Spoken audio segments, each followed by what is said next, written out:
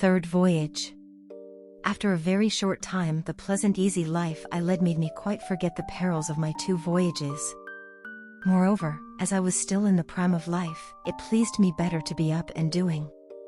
So once more providing myself with the rarest and choicest merchandise of Baghdad, I conveyed it to Balsora, and set sail with other merchants of my acquaintance for distant lands.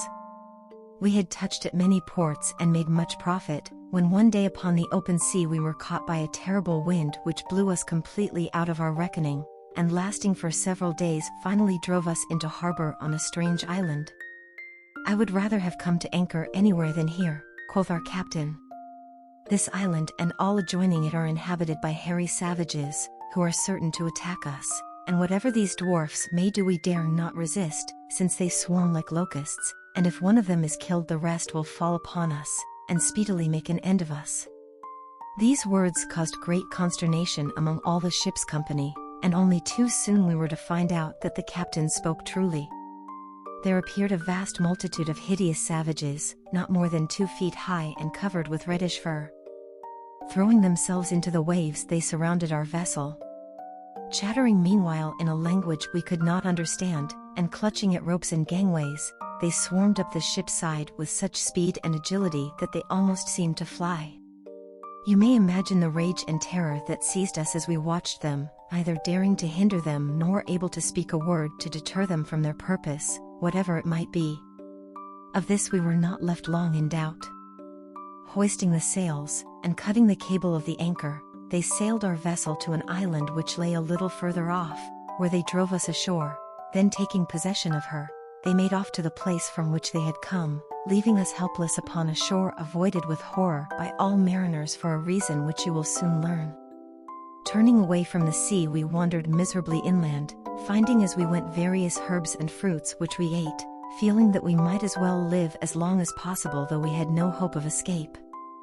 Presently we saw in the far distance what seemed to us to be a splendid palace, towards which we turned our weary steps, but when we reached it we saw that it was a castle, lofty, and strongly built. Pushing back the heavy ebony doors we entered the courtyard, but upon the threshold of the great hall beyond it we paused, frozen with horror, at the sight which greeted us. On one side lay a huge pile of bones, human bones, and on the other numberless spits for roasting. Overcome with despair we sank trembling to the ground, and lay there without speech or motion. The sun was setting when a loud noise aroused us. The door of the hall was violently burst open and a horrible giant entered. He was as tall as a palm tree, and perfectly black, and had one eye, which flamed like a burning coal in the middle of his forehead.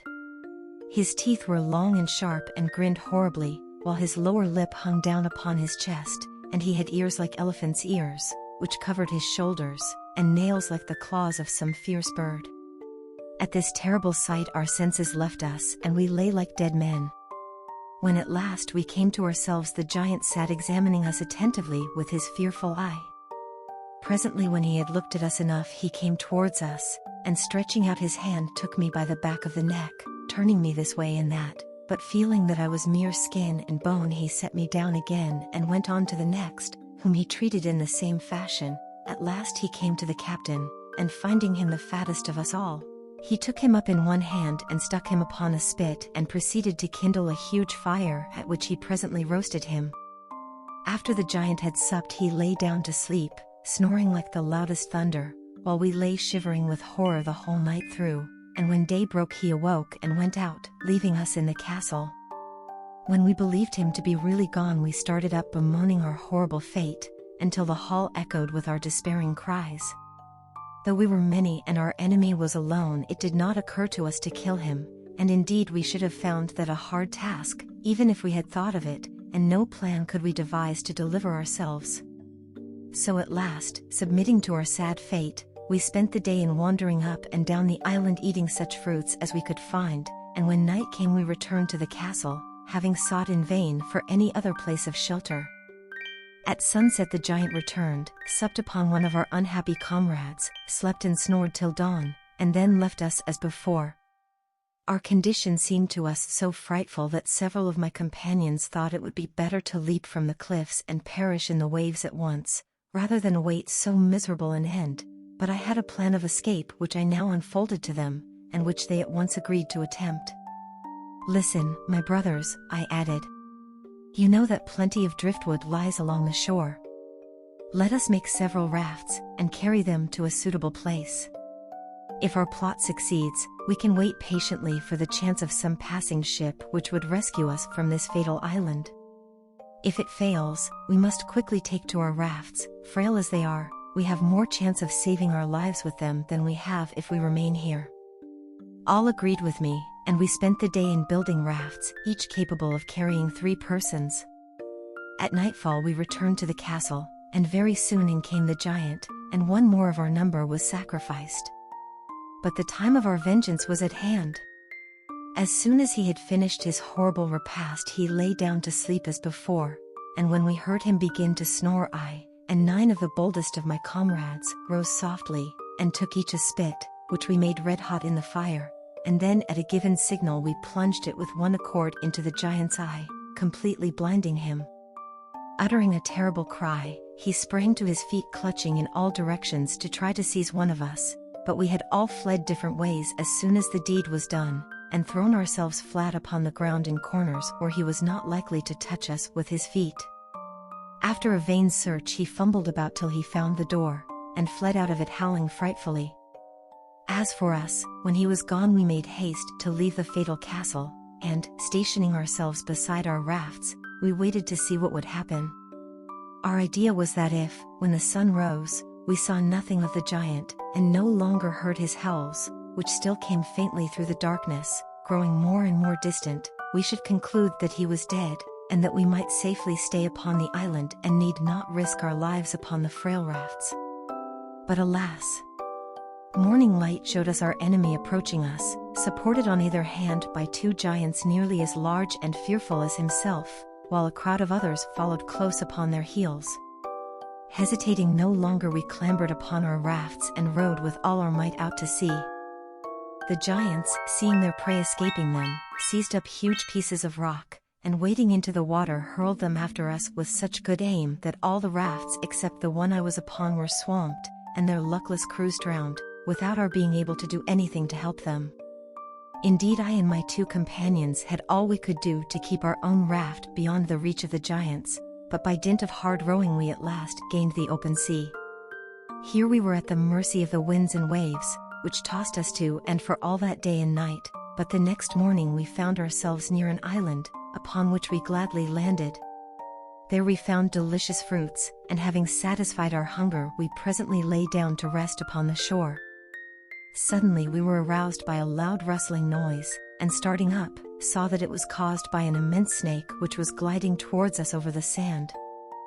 So swiftly it came that it had seized one of my comrades before he had time to fly, and in spite of his cries and struggles speedily crushed the life out of him in its mighty coils and proceeded to swallow him. By this time my other companion and I were running for our lives to some place where we might hope to be safe from this new horror, and seeing a tall tree we climbed up into it, having first provided ourselves with a store of fruit off the surrounding bushes. When night came I fell asleep, but only to be awakened once more by the terrible snake, which after hissing horribly round the tree at last reared itself up against it, and finding my sleeping comrade who was perched just below me, it swallowed him also, and crawled away leaving me half dead with terror.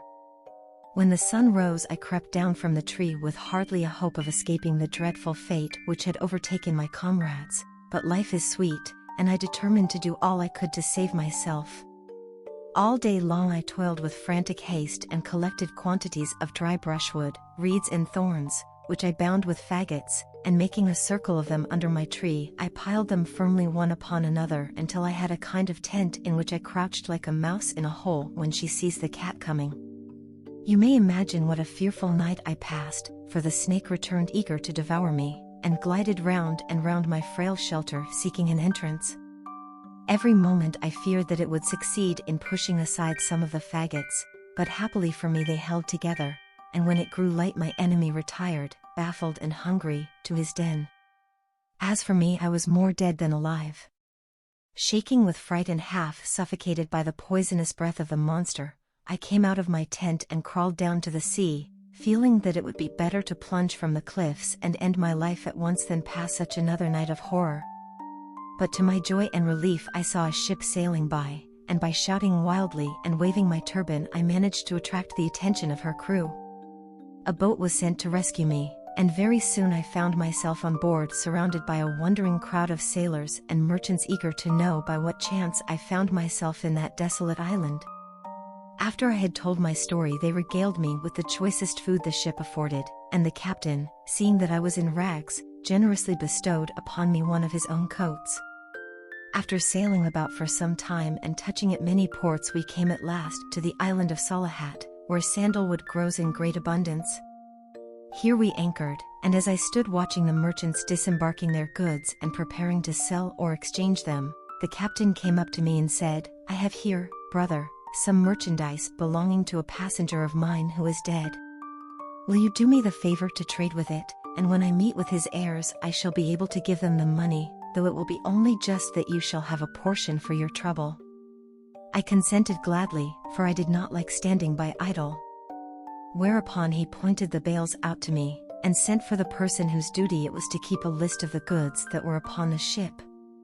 When this man came he asked in what name the merchandise was to be registered. "In the name of Sinbad the sailor," replied the captain.